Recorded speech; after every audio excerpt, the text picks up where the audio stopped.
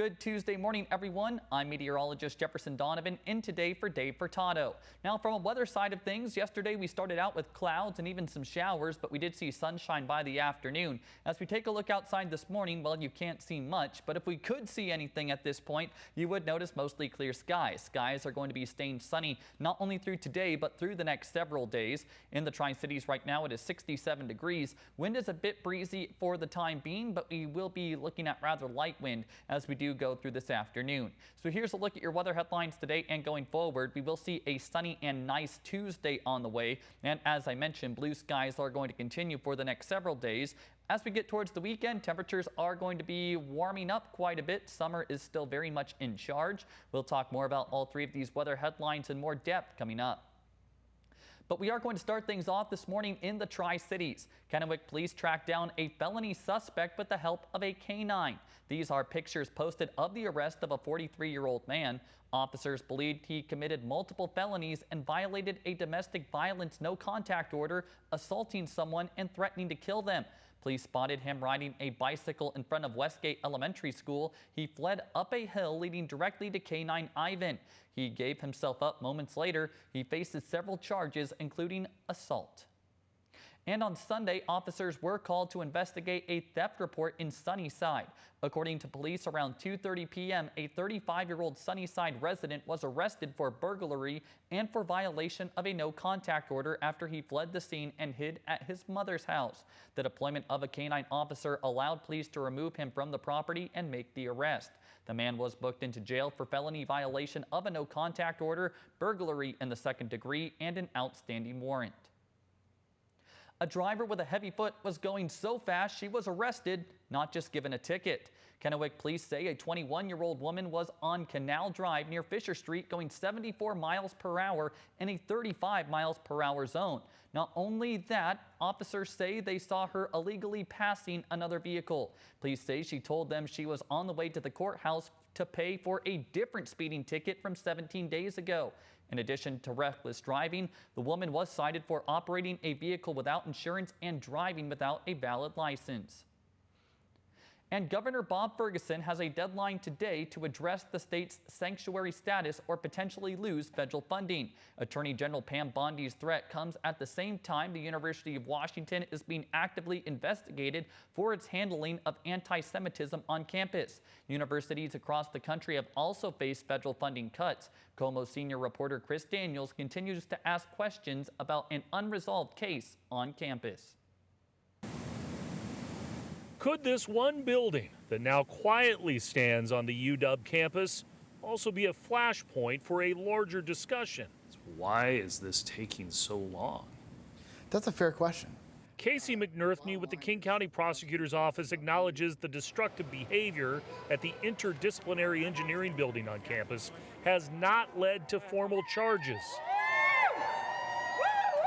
If you file cases and they're accepted by the court that aren't strong, that's just a headline, and that's not helpful for anybody. The incident in May was 105 days ago. There were 34 arrests, $1 million in damage with zero consequences, despite the knee-jerk announcement that the university was facing a federal probe of anti-Semitic behavior, and after Columbia settled with the Trump administration under similar circumstances. Harvard may not be far behind. Duke and UCLA are also being threatened with federal funding cuts, and now Attorney General Pam Bondi is suggesting Washington could lose federal support if the state does not change its sanctuary status. The UW, the biggest recipient of federal research grants of any school in the country, quietly this month projected a 26% drop in aid and has already planned tuition hikes for undergraduate and graduate programs. Is there any pressure here because of the national environment around college campuses and higher education that you have to follow through on criminal charges or else?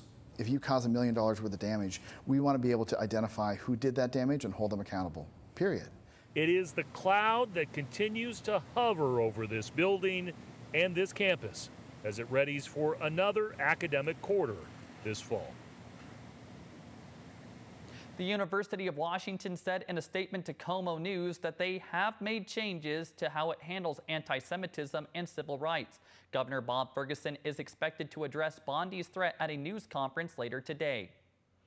And Yakima County Commissioner Amanda McKinney has taken on a national leadership role as Vice Chair of the Agriculture and Rural Affairs Committee with the National Association of Counties.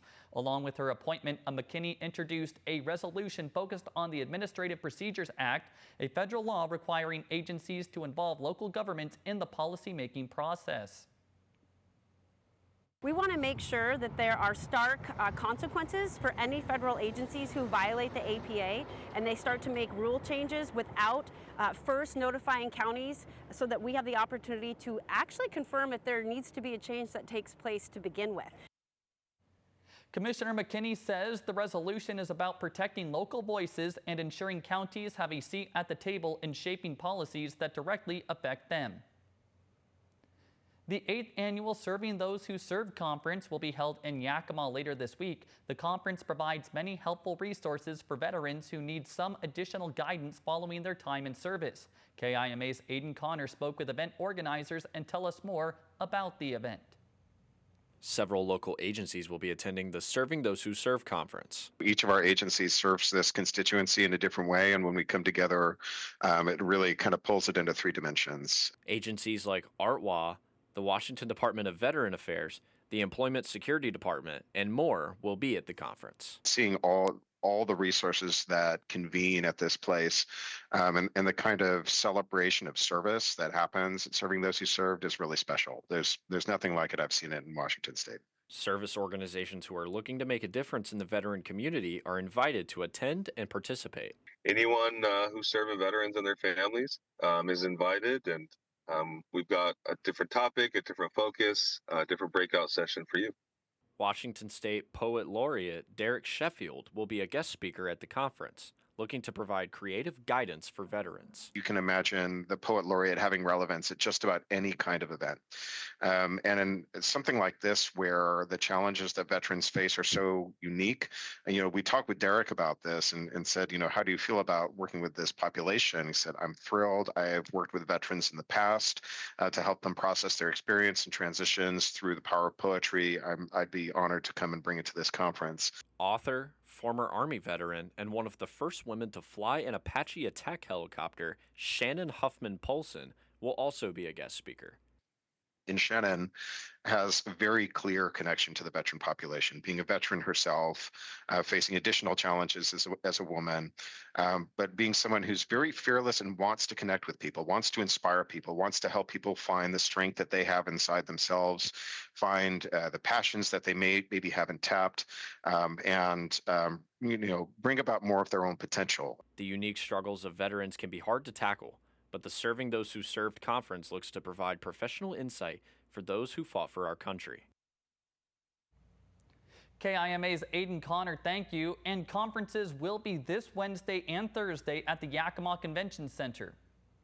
Now let's turn our attention to the weather. It is going to be a beautiful day across the forecast area today. Plenty of sunshine for everyone. High temperatures today will be ranging anywhere from the mid 80s to low 90s, maybe just a smidge cooler in the Kittitas Valley.